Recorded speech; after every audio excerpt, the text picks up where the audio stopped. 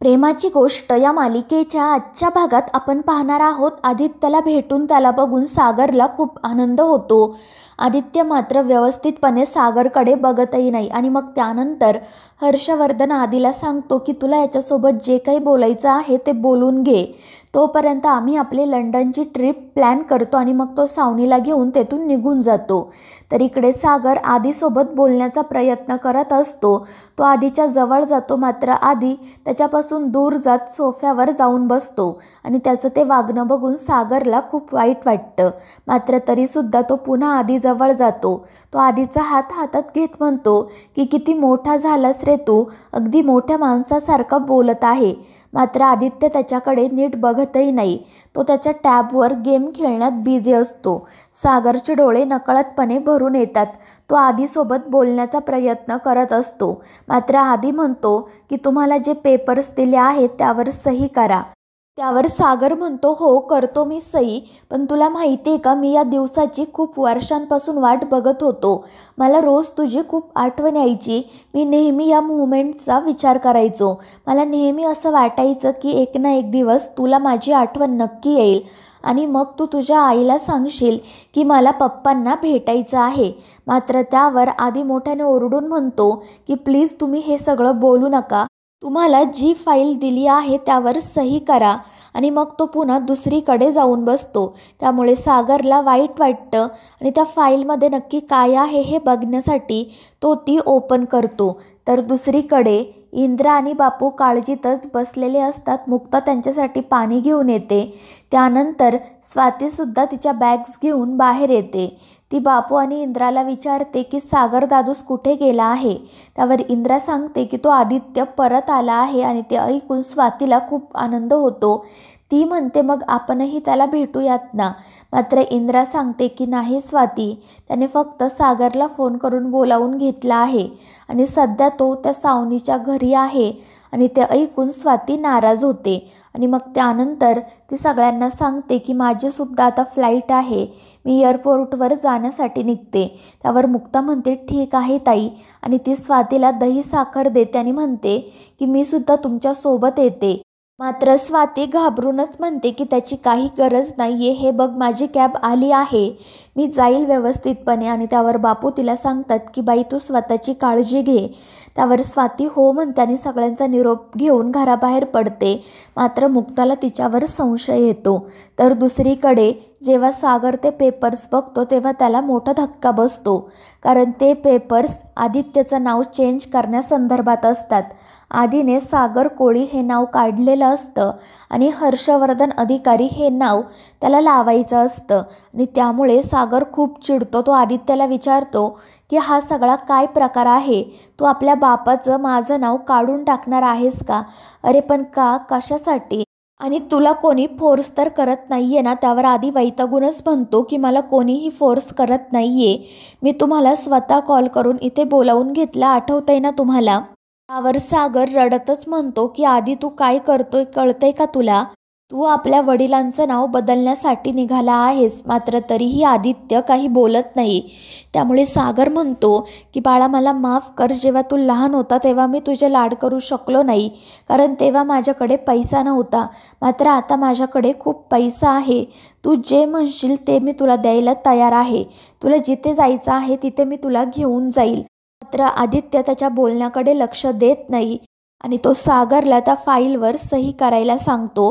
त्यावर सागर म्हणतो की मी ठरवलं होतं की तुझ्यासाठी मी काहीही करेल, त्याचमुळे ही सहीसुद्धा करत आहे, पण कधी माझ्यावर अशी वेळ येईल असं मला कधीच वाटलं नव्हतं.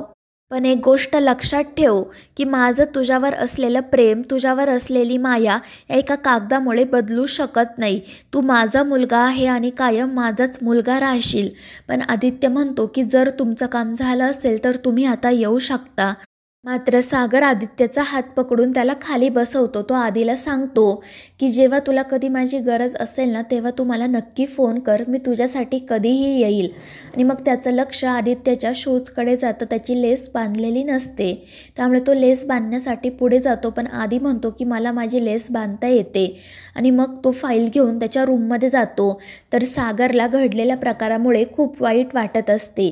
त्यानंतर रात्री सागर घरी येतो त्यावेळी मुक्ता हॉलमध्ये असते. सागर खूप नाराज असतो. त्याला सतत आदित्यचं बोलणं आणि ते पेपर्स आठवत असतात आणि सागरची अवस्था बघून मुक्ता मनाशी म्हणते की बहुतेक आज हे आदित्यला भेटण्यासाठी जाणार होते.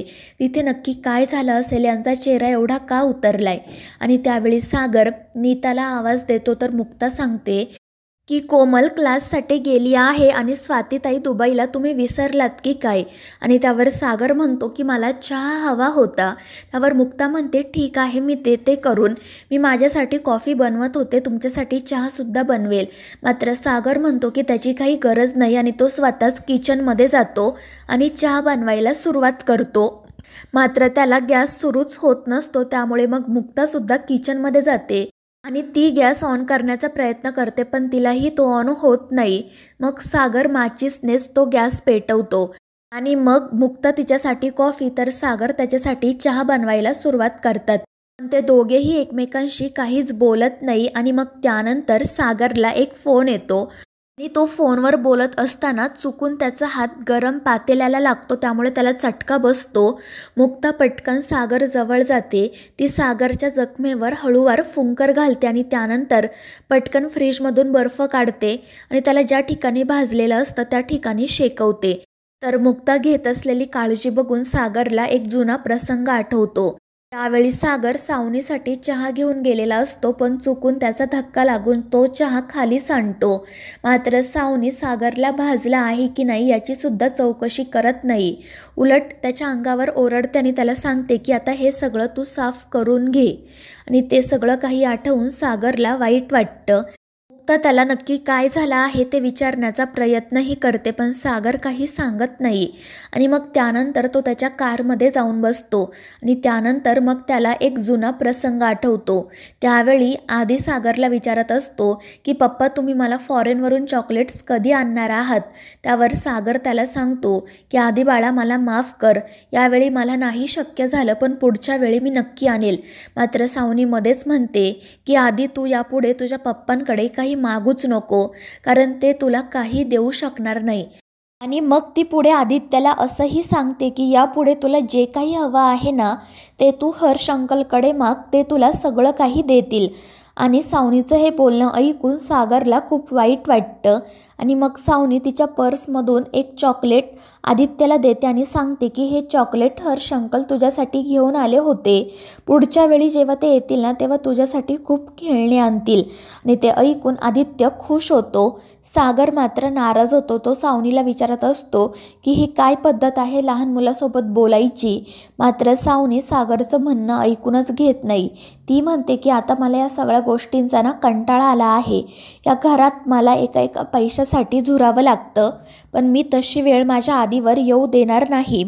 तर मित्रांनो, या मालिकेच्या पुढील भागांमध्ये आपण पाहणार आहोत सागरची दाढ दुखत असल्याने मुक्ता त्याच्यावर इलाज करत असते आणि त्यावेळी सागर गुंगीत म्हणून जातो की सई माझी मुलगी नाहीये. आणि ते ऐकून मुक्ताला तर धक्काच बसतो. तर मित्रांनो, या मालिकेच्या पुढील भागांच्या अपडेट्ससाठी आपल्या चॅनेलला सबस्क्राईब करा.